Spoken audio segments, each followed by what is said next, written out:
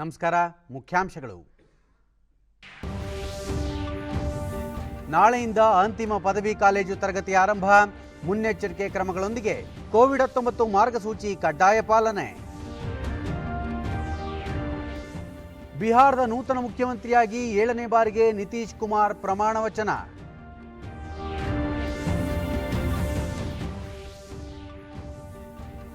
COVID-19 ಸಾಂಕ್ರಾಮಿಕದಂತಹ ಸವಾಲುಗಳ ವಿರುದ್ಧ ಸಂಘಟಿತ ಹೋರಾಟ ಅಗತ್ಯ. ಪರಸ್ಪರ ನೆರವಾಗದೆ ಉತ್ತಮ ಭವಿಷ್ಯ ಅಸಾಧ್ಯ. ಸಚಿವ ಡಾಕ್ಟರ್ ಹರ್ಷವರ್ಧನ್. ವಿಶ್ವ ಹಾಗೂ ಮಾನವ ಕುಲಕ್ಕೆ ಶಾಂತಿ, ಅಹಿಂಸೆ, ಭ್ರಾತೃತ್ವ ಭಾರತದ ಕೊಡುಗೆ. ಪ್ರಧಾನಿ ನರೇಂದ್ರ ಮೋದಿ.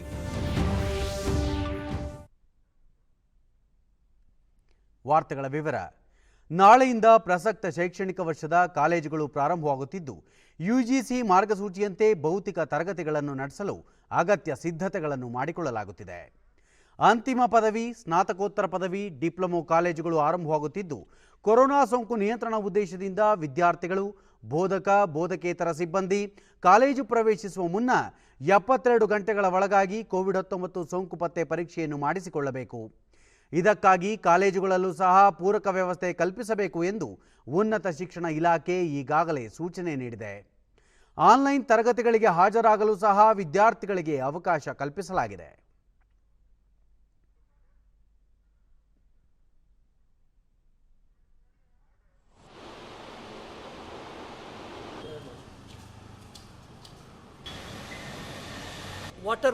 ಬೆಂಗಳೂರಿನ ವಿವೇಕಾನಂದ ಪದವಿ ಕಾಲೇಜಿನ ಪ್ರಾಂಶುಪಾಲ ಡಾಕ್ಟರ್ ಬಿಜಿ ಭಾಸ್ಕರ್ ಆರೋಗ್ಯಕ್ಕೆ ಸಂಬಂಧಪಟ್ಟ ಎಲ್ಲ ಸೌಲಭ್ಯಗಳನ್ನು ಕಾಲೇಜಿನಲ್ಲಿ ಒದಗಿಸುತ್ತಿದ್ದು, ವಿದ್ಯಾರ್ಥಿಗಳು ಶಿಸ್ತಿನಿಂದ ವರ್ತಿಸಬೇಕು, ಗುಂಪುಗೂಡದೆ ವ್ಯಕ್ತಿಗತ ಅಂತರ ಕಾಯ್ದುಕೊಳ್ಳಬೇಕು, ಸೋಂಕು ನಿಯಂತ್ರಣಕ್ಕೆ ವಿಶೇಷ ಆದ್ಯತೆ ನೀಡಬೇಕು, ಉಪಹಾರ ಮತ್ತು ನೀರನ್ನು ಮನೆಯಿಂದಲೇ ತರುವುದು ಸೂಕ್ತ ಎಂದು ಸಲಹೆ ಮಾಡಿದರು. ಮತ್ತೆ ತಮಗೆ ಮತ್ತೊಮ್ಮೆ ನಾನೇನು ಹೇಳ್ತೀನಿ ಅಂದರೆ, ತಮಗೆ ಬೇಕಾಗುವ ಎಲ್ಲ ಆರೋಗ್ಯಕ್ಕೆ ಸಂಬಂಧಪಟ್ಟಂಥ ಮಾರ್ಗಸೂಚಿಗಳನ್ನ ನಾವು ಪಾಲಿಸ್ತೀವಿ. ಜೊತೆಗೆ ಬೇಕಾಗುವಂಥ ವ್ಯವಸ್ಥೆಗಳನ್ನು ಸಹ ನಾವು ಕಾಲೇಜಿನಲ್ಲಿ ಮಾಡಿರ್ತೀವಿ. ತಾವು ಯಾವುದೇ ಸಂಕೋಚ ಇಲ್ಲದೆ ಕಾಲೇಜಿಗೆ ಬರ್ಬೋದು ಅನ್ನೋದು ನಮ್ಮ ಆಸೆ.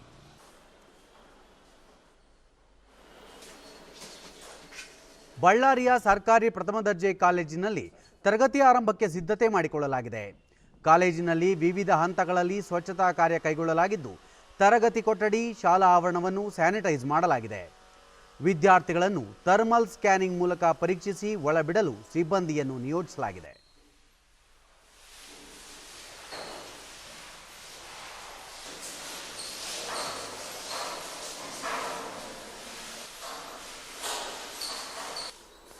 ಈ ಬಗ್ಗೆ ದೂರದರ್ಶನದೊಂದಿಗೆ ಪ್ರಾಂಶುಪಾಲ ಎ ಹೇಮಣ್ಣ, ಕಾಲೇಜಿನಲ್ಲಿ ಒಟ್ಟು 4,000 ವಿದ್ಯಾರ್ಥಿಗಳಿದ್ದು, ಅಂತಿಮ ಪದವಿಯಲ್ಲಿ 1,500 ವಿದ್ಯಾರ್ಥಿಗಳು ನಾಳೆಯಿಂದ ತರಗತಿಗಳಿಗೆ ಹಾಜರಾಗಲಿದ್ದಾರೆ.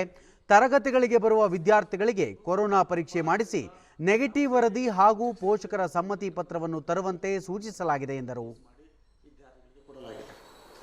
ವಿದ್ಯಾರ್ಥಿಗಳಿಗೆ ಸಾಮಾಜಿಕ ಅಂತರವನ್ನು ಮತ್ತು ಭೌತಿಕ ಅಂತರವನ್ನು ಕಾಪಾಡಬೇಕಂತ ಈಗಾಗಲೇ ಸೂಚನೆಯನ್ನು ನೀಡಲಾಗಿದೆ. ಒಂದು ತರಗತಿಯಲ್ಲಿ ಈ ಹಿಂದೆ ವಿದ್ಯಾರ್ಥಿಗಳು 5 ಜನ ಕುಂದಿರ್ತಿದ್ರು ಒಂದು ಡೆಸ್ಕಲ್ಲಿ. ಈಗ ಕೇವಲ ಇಬ್ಬರು ವಿದ್ಯಾರ್ಥಿಗಳನ್ನು ಕುಂದಿರಿಸಿ ಪಾಠ ಮಾಡುವಂಥ ವ್ಯವಸ್ಥೆಯನ್ನು ಮಾಡಲಾಗಿದೆ. ಅಂದರೆ ಒಂದು ತರಗತಿಯಲ್ಲಿ 100 ವಿದ್ಯಾರ್ಥಿಗಳಿದ್ದರೆ 50 ವಿದ್ಯಾರ್ಥಿಗಳನ್ನು ಮಾತ್ರ ಆ ತರಗತಿಗೆ ಬರಲು ಸೂಚಿಸಲಾಗುವುದು ಮತ್ತು ಬೇರೊಂದು ಪರ್ಯಾಯ ವ್ಯವಸ್ಥೆಯನ್ನು ಮಾಡಿಕೊಡಲಾಗುವುದು. ವಿದ್ಯಾರ್ಥಿ ಸಿದ್ದು, ಕಳೆದ 7-8 ತಿಂಗಳಿನಿಂದ ಮನೆಯಲ್ಲೇ ಇದ್ದೆವು. ಇದೀಗ ಕಾಲೇಜು ಪ್ರಾರಂಭವಾಗುತ್ತಿರುವುದು ಸಂತಸ ತಂದಿದೆ. ಕೊರೋನಾ ಮಾರ್ಗಸೂಚಿಗಳನ್ನು ಪಾಲಿಸಿ ತರಗತಿಗಳಿಗೆ ತೆರಳುತ್ತೇವೆ ಎಂದರು. ಸರ್, ಇನ್ನೊಂದು ಏನಂದರೆ, ನಾವು ಸರ್ಕಾರದ UGC ಏನು ಗೈಡ್ಲೈನ್ಸ್ ಕೊಟ್ಟಿದೆ ಅದನ್ನೆಲ್ಲ ನಾವು ಪಾಲನೆ ಮಾಡಬೇಕಾಗಿದೆ ಸರ್. ಮಾಡ್ತೀವಿ ಸರ್. ಮಾಸ್ಕ್ ಹಾಕೋದಾಗಿರ್ಬೋದು ಮತ್ತು ಸ್ಯಾನಿಟೈಸರ್ ಮಾಡಿರ್ಬೋದು, ಎಲ್ಲ ರೀತಿಯಾಗಿ ಕ್ರಮಗಳನ್ನು ತಗೊಂಡಿದ್ದೀವಿ ಸರ್. ಈಗಾಗಲೇ ನಮ್ಮ ತಂದೆ ತಾಯಿಗಳು ಕೂಡ ಒಪ್ಪಿಗೆಯನ್ನು ಕೊಟ್ಟಿದ್ದಾರೆ ಸರ್. ಈಗ ಪೋಷಕ ರುದ್ರಮುನಿ ತಮ್ಮ ಮಗಳು BSc ಅಂತಿಮ ವರ್ಷದಲ್ಲಿ ಕಲಿಯುತ್ತಿದ್ದಾಳೆ. ಕಾಲೇಜು ಆರಂಭಿಸಲು ಸರ್ಕಾರ ತೆಗೆದುಕೊಂಡ ನಿರ್ಧಾರ ಸರಿಯಾಗಿದೆ. ಎಲ್ಲರೂ ಸೋಂಕಿನ ಬಗ್ಗೆ ಮುನ್ನೆಚ್ಚರಿಕೆ ಕೈಗೊಳ್ಳಬೇಕಾಗಿದೆ ಎಂದರು. ಒಳ್ಳೆ ನಿರ್ಣಯ ಅಂತಕ್ಕಂಥದ್ದು ತೆಗೆದುಕೊಂಡಿರ್ತಕ್ಕಂಥದ್ದು ಇದೆ. ಅದರಿಂದ ಮುನ್ನೆಚ್ಚರಿಕೆ ಕ್ರಮವಾಗಿ ನಮ್ಮ ಮಕ್ಕಳಿಗೆ ಸರಿಯಾದಂಥ ಒಂದು ಅಂತರ ಕಾಪಾಡಿಕೊಂಡು ಹೋಗ್ತಕ್ಕಂಥದ್ದು, ಮಾಸ್ಕ್ ಅಂತಕ್ಕಂಥದ್ದು ಕಡ್ಡಾಯವಾಗಿ ಧರಿಸ್ಬೇಕಂತಕ್ಕಂಥದ್ರ ಬಗ್ಗೆ ಸಹಿತ ಅನುಭವ ಅಂತಕ್ಕಂಥದ್ದು ಆಗಿದೆ. ನಾವು ಸಹಿತ ಪ್ರತಿಯೊಬ್ಬ ತಂದೆ ತಾಯಿಯರು ಸಹಿತ ಮಕ್ಕಳ ಬಗ್ಗೆ ಕಾಳಜಿ ಅಂತಕ್ಕಂಥದ್ರ ಬಗ್ಗೆ ಇದೆ. ಇಂದು ರಾಷ್ಟ್ರೀಯ ಪತ್ರಿಕಾ ದಿನ. ದೇಶದಲ್ಲಿ ಮುಕ್ತ ಮತ್ತು ಜವಾಬ್ದಾರಿಯುತ ಪತ್ರಿಕಾ ಸ್ವಾತಂತ್ರ್ಯ ಕಾಪಾಡುವ ಉದ್ದೇಶದಿಂದ ಈ ದಿನವನ್ನು ಆಚರಿಸಲಾಗುತ್ತಿದೆ. 1956ರಲ್ಲಿ ರಾಷ್ಟ್ರೀಯ ಪತ್ರಿಕಾ ಮಂಡಳಿ ಅಸ್ತಿತ್ವಕ್ಕೆ ಬಂದಿದ್ದು, ಇದರ ನೆನಪಿನಲ್ಲಿ ರಾಷ್ಟ್ರೀಯ ಪತ್ರಿಕಾ ದಿನವನ್ನು ಆಚರಿಸಲಾಗುತ್ತಿದೆ. ಉಪರಾಷ್ಟ್ರಪತಿ ಎಂ ವೆಂಕಯ್ಯ ನಾಯ್ಡು ರಾಷ್ಟ್ರೀಯ ಪತ್ರಿಕಾ ದಿನಕ್ಕೆ ಶುಭ ಕೋರಿದ್ದು, ದೇಶದ ಪ್ರಜಾತಂತ್ರ ವ್ಯವಸ್ಥೆ ಬಲಗೊಳಿಸಲು ಮಾಧ್ಯಮ ಪ್ರಧಾನ ಪಾತ್ರ ವಹಿಸುತ್ತಿದೆ.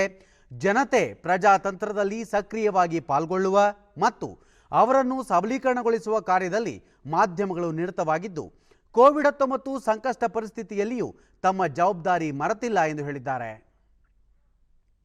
ಮುಖ್ಯಮಂತ್ರಿ ಬಿಎಸ್ ಯಡಿಯೂರಪ್ಪ ಮಾಧ್ಯಮ ಕ್ಷೇತ್ರಕ್ಕೆ ಶುಭ ಕೋರಿದ್ದು, ಮಾಧ್ಯಮ ಪ್ರತಿನಿಧಿಗಳು ಅವಿರತವಾಗಿ ಸುದ್ದಿ ಸಂಗ್ರಹದಲ್ಲಿ ತೊಡಗಿದ್ದಾರೆ, ಜನರ ಧ್ವನಿಯಾಗಿ ಕಾರ್ಯನಿರ್ವಹಿಸುತ್ತಿದ್ದಾರೆ. ಕೋವಿಡ್-19 ಸಂಕಷ್ಟ ಸಂದರ್ಭದಲ್ಲಿ ಅವರ ಪಾತ್ರ ಅನನ್ಯ ಎಂದು ಹೇಳಿದ್ದಾರೆ. ಈ ಕುರಿತು ಕೇಂದ್ರ ವಾರ್ತಾ ಮತ್ತು ಪ್ರಸಾರ ಖಾತೆ ಸಚಿವ ಪ್ರಕಾಶ್ ಜಾವಡೇಕರ್ ಪ್ರತಿಕ್ರಿಯಿಸಿ, ಪತ್ರಿಕಾ ಸ್ವಾತಂತ್ರ್ಯ ಪ್ರಜಾಪ್ರಭುತ್ವದ ಆತ್ಮ ಎಂದು ಪ್ರತಿಪಾದಿಸಿದ್ದಾರೆ. ಪತ್ರಿಕಾ ಸ್ವಾತಂತ್ರ್ಯ ಅತ್ಯಂತ ಮುಖ್ಯವಾದದ್ದು. ದೇಶದಲ್ಲಿ ತುರ್ತು ಪರಿಸ್ಥಿತಿ ಹೇರಿದ ಸಂದರ್ಭದಲ್ಲಿ ಪತ್ರಿಕೆಗಳ ಮೇಲೆ ನಿರ್ಬಂಧ ಹೇರಲಾಗಿತ್ತು. ಆಗಷ್ಟೇ ಪದವಿ ಪಡೆದಿದ್ದ ತಾವು ಪ್ರತಿಭಟನೆಯಲ್ಲಿ ಭಾಗಿಯಾಗಿ ಸೆರೆವಾಸ ಅನುಭವಿಸಿದ್ದನ್ನು ಸ್ಮರಿಸಿದರು. ಪತ್ರಿಕೆಗಳಿಗೆ ಜವಾಬ್ದಾರಿಯುತ ಸ್ವಾತಂತ್ರ್ಯ ಇರಬೇಕು ಎಂದು ಪ್ರತಿಪಾದಿಸಿದ ಜಾವಡೇಕರ್, ಮಾಧ್ಯಮಗಳು ಜವಾಬ್ದಾರಿಯುತವಾಗಿ ತಮ್ಮ ಕರ್ತವ್ಯ ಮಾಡಬೇಕೇ ಹೊರತು ಅದನ್ನು ಭಾವೋದ್ರೇಕಗೊಳಿಸಬಾರದು ಎಂದು ಕಿವಿಮಾತು ಹೇಳಿದರು. ಮಾಧ್ಯಮಗಳಿಗೆ ತಮ್ಮ ವಿಚಾರ ಮಂಡಿಸಲು ಅವಕಾಶವಿದೆ, ಆದರೆ ಸ್ವಾರ್ಥಕ್ಕಾಗಿ ಉದ್ದೇಶಪೂರ್ವಕವಾಗಿ ಯಾರನ್ನೂ ತೇಜೋವಧೆ ಮಾಡುವುದು ಸ್ವಲ್ಪ ಪತ್ರಕರ್ತರಿಗೆ ಇರುವ ಆತ್ಮಗೌರವ ಶ್ರೀಸಾಮಾನ್ಯನಿಗೂ ಇರುತ್ತದೆ ಎಂದು ಹೇಳಿದರು. ಮಾಧ್ಯಮದ ಮೇಲಿನ ದೌರ್ಜನ್ಯವನ್ನು ಖಂಡಿಸಿದ ಅವರು, ಅದೇ ವೇಳೆ ಸುಳ್ಳು ಸುದ್ದಿಗಳ ಬಗ್ಗೆ ಕಳವಳ ವ್ಯಕ್ತಪಡಿಸಿ, ಸುಳ್ಳು ಸುದ್ದಿ ಇಂದು ದೊಡ್ಡ ಸಮಸ್ಯೆಯಾಗಿ ಪರಿಣಮಿಸಿದೆ ಎಂದರು. ಟಿಆರ್ಪಿ ವಿಚಾರದಲ್ಲಿ ಸರ್ಕಾರ ಈವರೆಗೆ ಹಸ್ತಕ್ಷೇಪ ಮಾಡಿರಲಿಲ್ಲ, ಆದರೆ ಈಗ ಮಧ್ಯಪ್ರವೇಶ ಮಾಡಬೇಕಾದ ಸ್ಥಿತಿ ನಿರ್ಮಾಣವಾಗಿದೆ ಎಂದು ಜಾವಡೇಕರ್ ತಿಳಿಸಿದರು.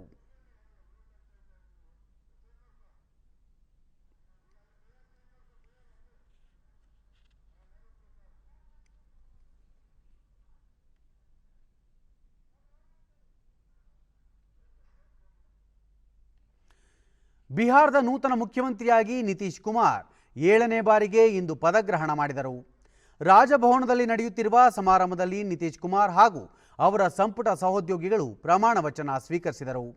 ರಾಜ್ಯಪಾಲ ಫಗು ಚೌಹಾಣ್ ಪ್ರತಿಜ್ಞಾವಿಧಿ ಬೋಧಿಸಿದರು.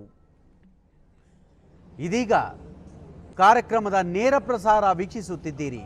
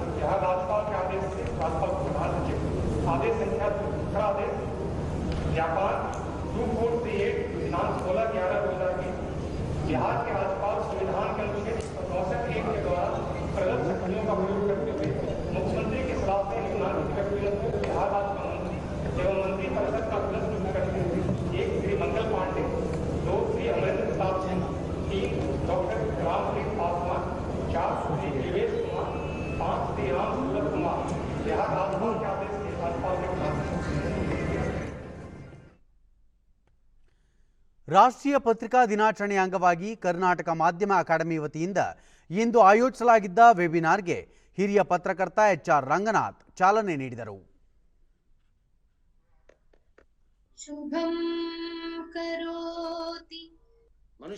ಬಳಿಕ ಕೋವಿಡ್-19 ಸಂದರ್ಭದಲ್ಲಿ ಮಾಧ್ಯಮಗಳ ಪಾತ್ರ ಮತ್ತು ಪ್ರಭಾವ ಕುರಿತು ಮಾತನಾಡಿದ ಅವರು, ಸಮಾಜದ ಸರ್ವಕಾಲದಲ್ಲೂ ಮಾಧ್ಯಮಗಳ ಪಾತ್ರ ಮಹತ್ವದ್ದು.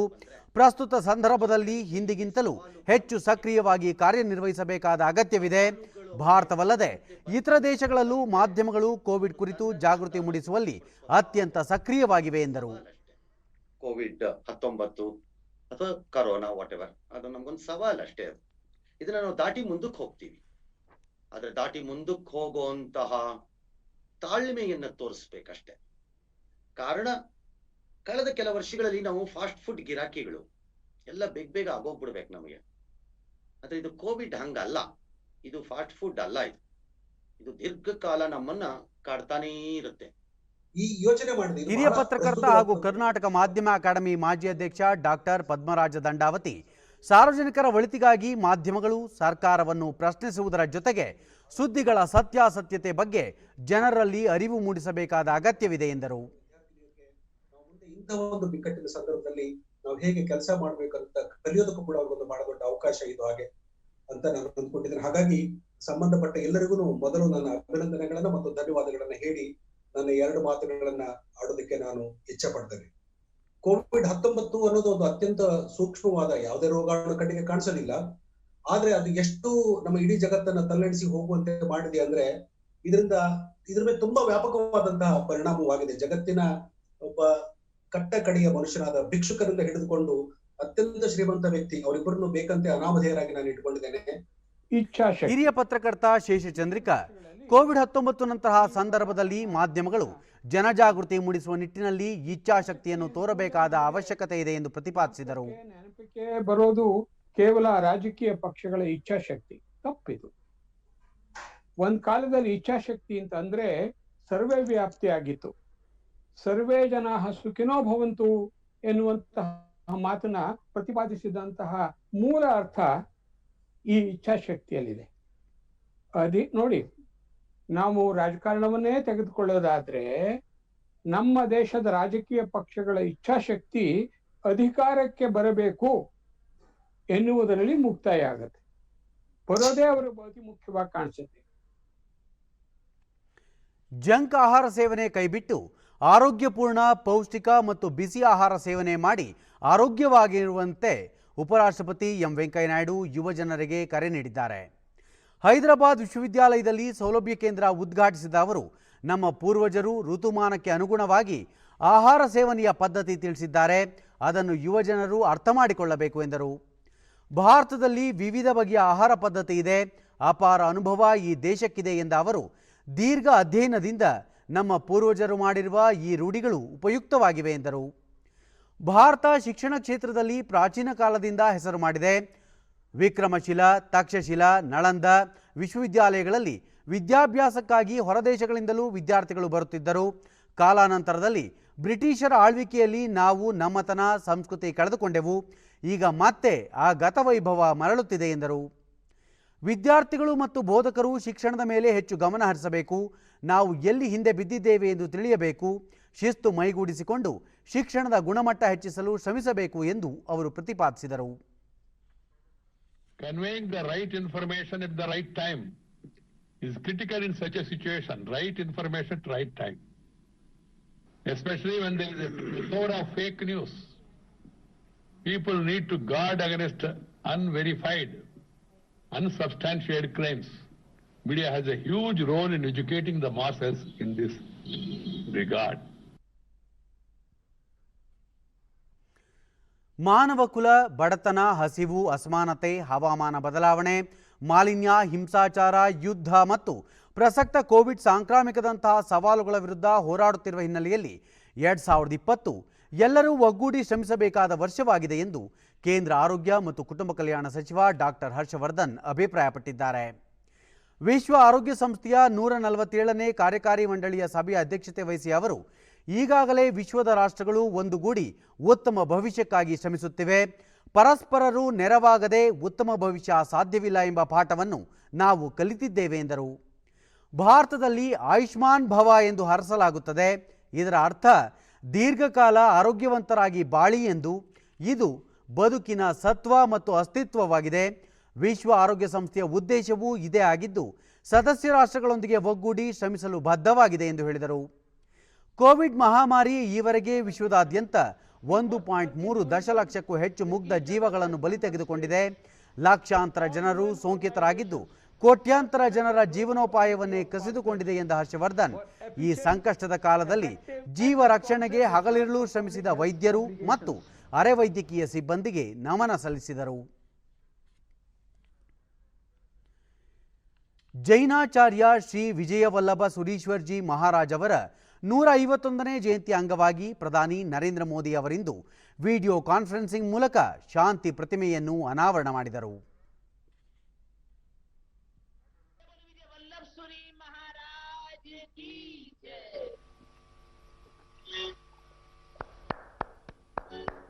तालियां बजाएं सभी।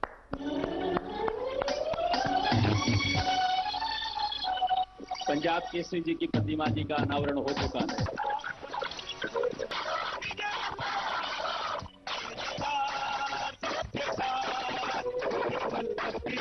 सभी को ನಂತರ ಅವರು ಗುಜರಾತ್ ಭೂಮಿ ಇಬ್ಬರು ವಲ್ಲಭರಿಗೆ ಜನ್ಮ ನೀಡಿದೆ.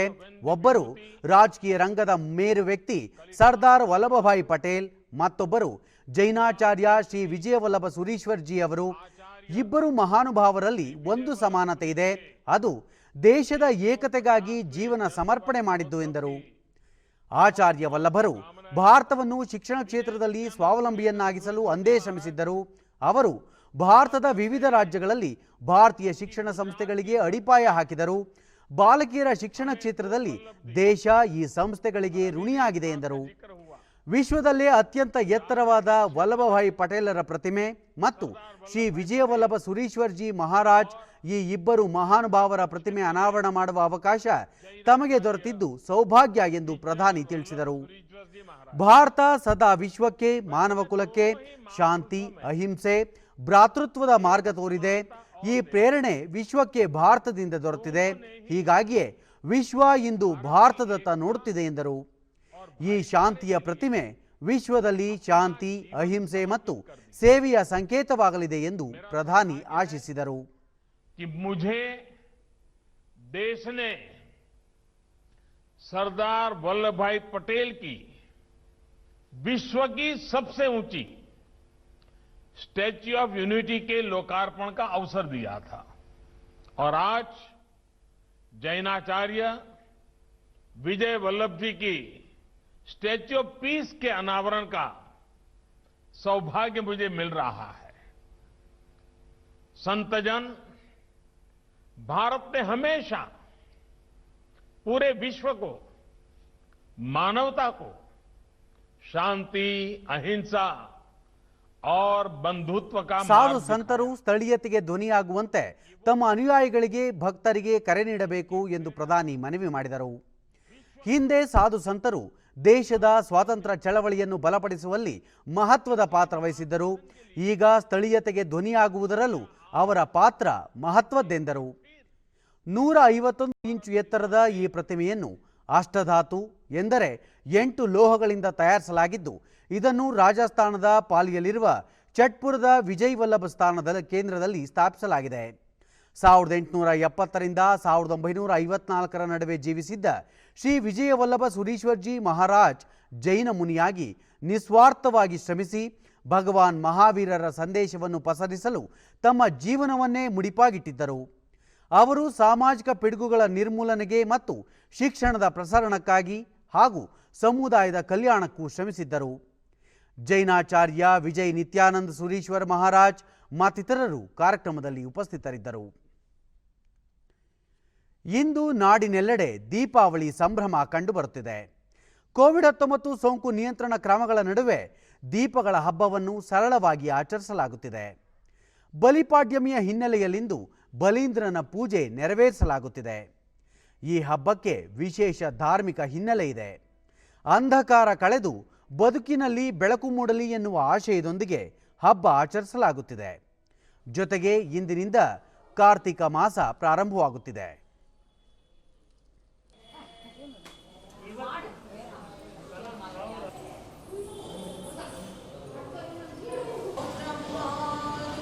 ಕಾಡುಮಲ್ಲೇಶ್ವರ ದೇವಾಲಯ ಸೇರಿದಂತೆ ಬೆಂಗಳೂರಿನ ವಿವಿಧ ದೇವಾಲಯಗಳಲ್ಲಿ ವಿಶೇಷ ಅಲಂಕಾರ ಪೂಜೆ ನೆರವೇರುತ್ತಿದೆ.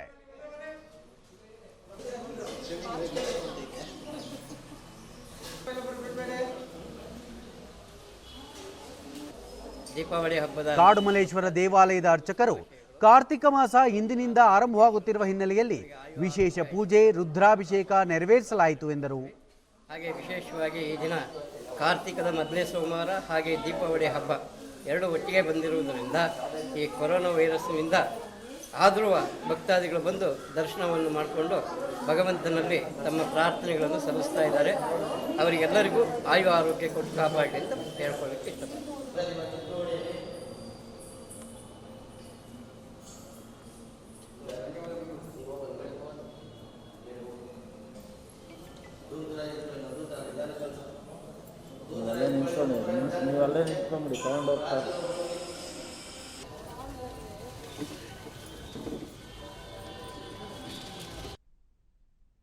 ಬಿಜೆಪಿಯ ಯುವ ಮೋರ್ಚಾ ವತಿಯಿಂದ ಬೆಂಗಳೂರಿನ ದಾಸರಹಳ್ಳಿ ಕ್ಷೇತ್ರದಲ್ಲಿ ಬೆಳಕಿನ ಹಬ್ಬ ದೀಪಾವಳಿಯನ್ನು ವಿನೂತನವಾಗಿ ಆಚರಿಸಲಾಯಿತು. ಹಲವು ಕಾರ್ಯಕರ್ತರು ಪರಿಸರ ಸ್ನೇಹಿ ದೀಪಗಳನ್ನು ಮನೆ ಮನೆಗೆ ಹಂಚುವ ಮೂಲಕ ಪ್ರಧಾನಮಂತ್ರಿ ನರೇಂದ್ರ ಮೋದಿ ಅವರ ಆತ್ಮನಿರ್ಭರ ಯೋಜನೆಯನ್ನು ಸಾಕಾರಗೊಳಿಸುವಂತೆ ಕರೆ ನೀಡಿದರು. ಮಾಜಿ ಶಾಸಕ ಮುನಿರಾಜು ಆತ್ಮನಿರ್ಭರ ಯೋಜನೆಯನ್ನು ಸಾಕಾರಗೊಳಿಸುವ ನಿಟ್ಟಿನಲ್ಲಿ ಪರಿಸರ ಸ್ನೇಹಿ ದೀಪಗಳನ್ನು ಎಲ್ಲೆಡೆ ಹಂಚಲಾಗುತ್ತಿದೆ ಎಂದು ತಿಳಿಸಿದರು. ದೇಶಿ ವಸ್ತುಗಳನ್ನ ಉಪಯೋಗಿಸಿ ಇವತ್ತು ಚೈನಾ ಭಾರತ ದೇಶದ ಮೇಲೆ ಕಾಲು ಕರೀತಾ ಇದೆ. ಅದಕ್ಕೋಸ್ಕರ ಚೈನೀ ವಸ್ತುಗಳನ್ನ ತಿರಸ್ಕರಿಸಿ ಸ್ವದೇಶಿ ವಸ್ತುಗಳನ್ನ ಬಳಸಿ ಅಂತೇಳಿ ನಾವು ನಮ್ಮ ಸಮಾಜನ ಜಾಗೃತಿ ಮಾಡಬೇಕು ಅಂತೇಳಿ ನಾವು ಸಗಣಿಯ ಹಣತೆಗಳನ್ನ ಸೆಕೆಂಡ್ ಸ್ಟೇಜ್ನಲ್ಲಿ ಮಣ್ಣಿನ ಹಣತೆಗಳನ್ನ ಕೊಡ್ತಾ ಇದ್ದೀವಿ. ಯುವ ಮೋರ್ಚಾದ ಪ್ರಧಾನ ಕಾರ್ಯದರ್ಶಿ ಭರತ್ ಸೌಂದರ್ಯ ನಾಡಿನ ಸಂಸ್ಕೃತಿಯನ್ನು ಉಳಿಸುವ ದೃಷ್ಟಿಯಿಂದ ಹಣತೆಗಳನ್ನು ಹಂಚಲಾಗುತ್ತಿದೆ ಎಂದರು. ಆ ಮೂಲಕ ಆತ್ಮನಿರ್ಭರ ಭಾರತ ಏನು ನಮ್ಮ ಮೋದಿಜಿಯವರ ಕಲ್ಪನೆ ಇದೆ, ಆ ಕಲ್ಪನೆಯಂತೆ ಇಡೀ ಮನೆಯಲ್ಲಿ ನಮ್ಮ ದೇಸಿ ವಸ್ತುವಾದಂತಹ ದೇಸಿ ಗೋಮಯದಿಂದ ಮಾಡಿದಂತಹ ಈ ದೀಪವನ್ನು ಬಳಸಬೇಕು. ಆ ಮೂಲಕ ನಮ್ಮ ಸ್ವದೇಶಿ ವಸ್ತುಗಳಿಗೆ ಒಂದು ರೀತಿಯಾದಂಥ ಒಂದು ಪ್ರೋತ್ಸಾಹವನ್ನು ನೀಡಬೇಕು ಅಂತೇಳಿ ನಾವು ಗೋಮಯ ದೀಪವನ್ನು 2,500 ಮನೆಗಳಿಗೆ ತಲುಪಿಸುವಂಥ ಕೆಲಸನ ಭಾರತೀಯ ಜನತಾ ಪಾರ್ಟಿ ಯುವ ಮೋರ್ಚಾ ದಾಸರಳ್ಳಿ ಮಂಡಲದ ವತಿಯಿಂದ. ದೇಶ ವಿದೇಶಗಳಲ್ಲೂ ದೀಪಾವಳಿ ಸಂಭ್ರಮ ಕಂಡುಬಂದಿದೆ. ದಕ್ಷಿಣ ಏಷ್ಯಾ ರಾಷ್ಟ್ರಗಳು ಸೇರಿದಂತೆ ಜಗತ್ತಿನ ಹಲವೆಡೆ ದೀಪಾವಳಿ ಆಚರಿಸಲಾಗಿದೆ. ಚೀನಾದ ಬೀಜಿಂಗ್ನ ಭಾರತೀಯ ರಾಯಭಾರಿ ಕಚೇರಿಯಲ್ಲಿ ಬೆಳಕಿನ ಹಬ್ಬ ದೀಪಾವಳಿ ಸಡಗರ ಕಂಡುಬಂದಿದೆ.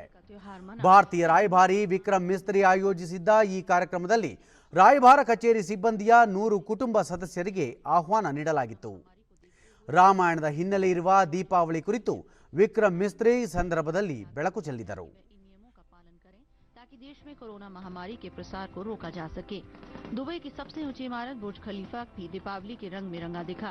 बुर्ज खलीफा न केवल रोशनी से नहा रहा था, अपने घरों और मंदिरों को रंग बिरंगी रोशनी से सजाते हुए पूरे उत्साह के साथ देश भर में दिवाली मनाई।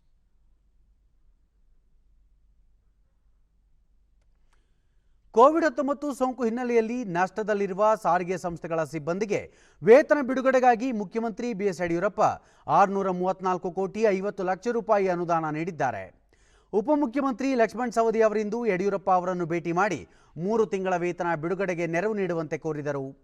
%75 ವೇತನವನ್ನು ಸರ್ಕಾರ ಭರಿಸಲಿದ್ದು, %25 ವೇತನವನ್ನು ಸಾರಿಗೆ ಸಂಸ್ಥೆಗಳು ನೀಡಲಿವೆ. ಕೆಎಸ್ಆರ್ಟಿಸಿ, ಬಿಎಂಟಿಸಿ, ಈಶಾನ್ಯ ವಾಯವ್ಯ ಸಂಸ್ಥೆಗಳ 1,30,000 ಸಿಬ್ಬಂದಿಯ ವೇತನ ಪಾವತಿಗೆ ಈ ಹಣವನ್ನು ಬಳಕೆ ಮಾಡಿಕೊಳ್ಳಲಾಗುತ್ತಿದೆ. ಕೋವಿಡ್ ಸಂಕಷ್ಟದ ನಂತರ ಸಾರಿಗೆ ಸಂಸ್ಥೆ ಕಾರ್ಯಾರಂಭ ಮಾಡಿದ್ದರೂ ಆದಾಯ %30 ದಾಟಿಲ್ಲ. ಹೀಗಾಗಿ ವೇತನ ಪಾವತಿಗೆ ಸಮಸ್ಯೆ ಎದುರಾಗಿತ್ತು ಎಂದು ಲಕ್ಷ್ಮಣ್ ಸವದಿ ಹೇಳಿದ್ದಾರೆ. ಉತ್ತರಾಖಂಡದ ಪವಿತ್ರ ಪುಣ್ಯಕ್ಷೇತ್ರ ಕೇದಾರನಾಥದಲ್ಲಿಂದು ಯಾತ್ರಿಕರು ಈ ಋತುವಿನ ನವ ಹಿಮವರ್ಷದ ಆನಂದವನ್ನು ಅನುಭವಿಸಿದರು. ಹಿಮವರ್ಷದ ಕಾರಣದಿಂದಾಗಿ ದೇವಾಲಯದ ಸಮುಚ್ಚಯ ಶ್ವೇತ ವಸ್ತ್ರ ಹಾಸಿದಂತೆ ಕಂಗೊಳಿಸುತ್ತಿತ್ತು. ರುದ್ರಪ್ರಯಾಗದಲ್ಲೂ ಹಿಮವರ್ಷದಿಂದ ಕೊರೆಯುವ ಚಳಿಯ ವಾತಾವರಣ ನಿರ್ಮಾಣವಾಗಿದ್ದು ತಾಪಮಾನ ಮತ್ತಷ್ಟು ಕೆಳಗಿಳಿದಿದೆ. ಹಿಮವರ್ಷದಿಂದ ಇಳೆ ಹೊದ್ದ ಹಿಮ ಪದರ ಪ್ರವಾಸಿಗರನ್ನು ಆಕರ್ಷಿಸುತ್ತಿದೆ. ಈ ಮಧ್ಯೆ ಉತ್ತರ ಪ್ರದೇಶದ ಮುಖ್ಯಮಂತ್ರಿ ಯೋಗಿ ಆದಿತ್ಯನಾಥ್ ಮತ್ತು ಉತ್ತರಾಖಂಡದ ಮುಖ್ಯಮಂತ್ರಿ ತ್ರಿವೇಂದ್ರ ಸಿಂಗ್ ರಾವತ್ ಅವರು ಚಳಿಗಾಲದ ಹಿನ್ನೆಲೆಯಲ್ಲಿ ಕೇದಾರನಾಥ ದೇವಾಲಯದ ಬಾಗಿಲು ಮುಚ್ಚುವ ಕಾರ್ಯಕ್ರಮದ ಅಂಗವಾಗಿ ದೇವರ ದರ್ಶನ ಪಡೆದು ವಿಶೇಷ ಪ್ರಾರ್ಥನೆ ಸಲ್ಲಿಸಿದರು.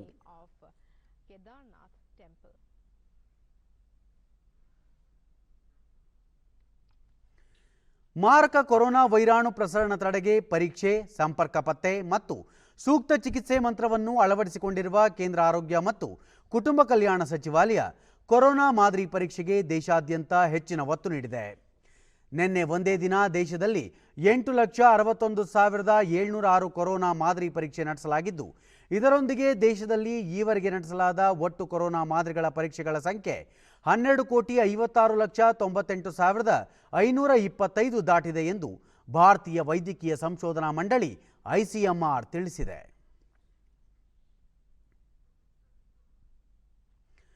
ಕಳೆದ 24 ಗಂಟೆಗಳಲ್ಲಿ 30,548 ಕೊರೋನಾ ಸೋಂಕು ಪ್ರಕರಣಗಳು ಪತ್ತೆಯಾಗಿದ್ದು, ಒಟ್ಟು ಸೋಂಕಿತರ ಸಂಖ್ಯೆ 88,45,127ಕ್ಕೆ ಏರಿಕೆಯಾಗಿದೆ. ದೇಶದಲ್ಲಿ ಕೊರೋನಾ ಸೋಂಕಿತರ ಚೇತರಿಕೆ ಪ್ರಮಾಣದಲ್ಲಿ ಏರಿಕೆಯಾಗುತ್ತಿದೆ. ಒಟ್ಟು 82,49,579 ಸೋಂಕಿತರು ಗುಣಮುಖರಾಗಿದ್ದು, ಚೇತರಿಕೆ ಪ್ರಮಾಣ 93.27% ಹೆಚ್ಚಳವಾಗಿದೆ. ಒಂದೇ ದಿನ 435 ಮಂದಿ ಮೃತಪಟ್ಟಿದ್ದು, ಒಟ್ಟು 1,30,70 ಮಂದಿ ಮೃತಪಟ್ಟಿದ್ದಾರೆ. ಮರಣ ದರ 1.47% ತಗ್ಗಿದೆ. 4,65,478 ಸೋಂಕಿತರು ವಿವಿಧ ಆಸ್ಪತ್ರೆಗಳಲ್ಲಿ ಚಿಕಿತ್ಸೆ ಪಡೆಯುತ್ತಿದ್ದು, ಸಕ್ರಿಯ ಪ್ರಕರಣಗಳ ಸಂಖ್ಯೆ 5.26% ಇಳಿಕೆಯಾಗಿದೆ. ನಿಮ್ಮೊಂದಿಗೆ ಸದಾ ಇರುವ ನಿಮ್ಮ ಅಚ್ಚುಮೆಚ್ಚಿನ ಮೊಬೈಲ್ ಫೋನನ್ನು ನೀವು ಎಲ್ಲೆಂದರಲ್ಲಿ ಇಡುತ್ತೀರಾ? ಹಾಗಾದರೆ ನೀವು ಬಹಳ ಎಚ್ಚರದಿಂದ ಇರಲೇಬೇಕು. ನಾವು ನಿತ್ಯ ಬಳಸುವ ಮೊಬೈಲ್ ಫೋನ್ಗಳು ಕೂಡ ನಮಗೆ ಕಾಯಿಲೆ ತರುವ ಅಪಾಯವಿದೆ ಎನ್ನುತ್ತಾರೆ ತಜ್ಞ ವೈದ್ಯರು. ನಾವು ಆಸ್ಪತ್ರೆ, ಪ್ರಯೋಗಾಲಯಕ್ಕೆ ಹೋದಾಗ ಮೊಬೈಲ್ಗಳನ್ನು ಅಲ್ಲಿ ಇಡುತ್ತೇವೆ. ಶೌಚಾಲಯ ಮತ್ತು ಅಡುಗೆ ಮನೆಗೂ ತೆಗೆದುಕೊಂಡು ಹೋಗುತ್ತೇವೆ, ಬಳಸುತ್ತೇವೆ, ಅಲ್ಲಿಯೇ ಇಡುತ್ತೇವೆ.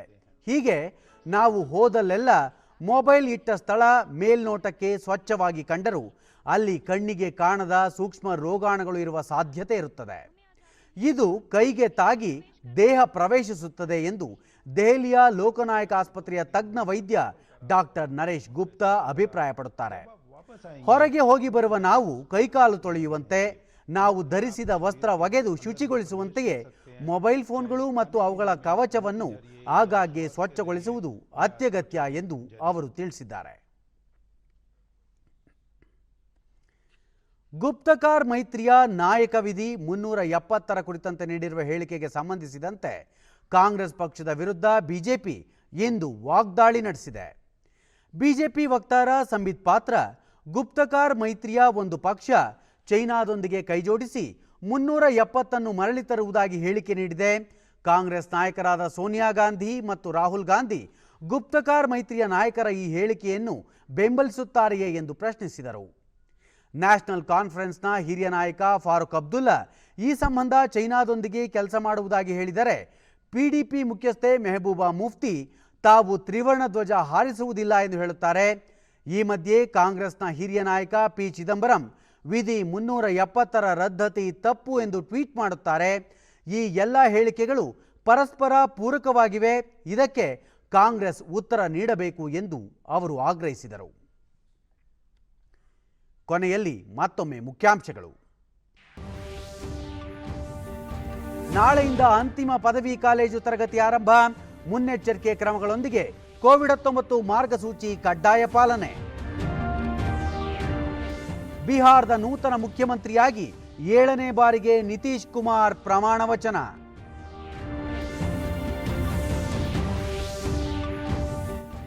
ಕೋವಿಡ್-19 ಸಾಂಕ್ರಾಮಿಕದಂತಹ ಸವಾಲುಗಳ ವಿರುದ್ಧ ಸಂಘಟಿತ ಹೋರಾಟ ಅಗತ್ಯ. ಪರಸ್ಪರ ನೆರವಾಗದೆ ಉತ್ತಮ ಭವಿಷ್ಯ ಅಸಾಧ್ಯ. ಸಚಿವ ಡಾಕ್ಟರ್ ಹರ್ಷವರ್ಧನ್. ವಿಶ್ವ ಹಾಗೂ ಮಾನವ ಕುಲಕ್ಕೆ ಶಾಂತಿ, ಅಹಿಂಸೆ, ಭ್ರಾತೃತ್ವ ಭಾರತದ ಕೊಡುಗೆ. ಪ್ರಧಾನಿ ನರೇಂದ್ರ ಮೋದಿ. ನಮ್ಮ ವಾರ್ತಾ ಪ್ರಸಾರವನ್ನು ನೀವು ಡಿಡಿ ಚಂದನ ನ್ಯೂಸ್ ಯೂಟ್ಯೂಬ್ ಚಾನೆಲ್ನಲ್ಲೂ ವೀಕ್ಷಿಸಬಹುದು.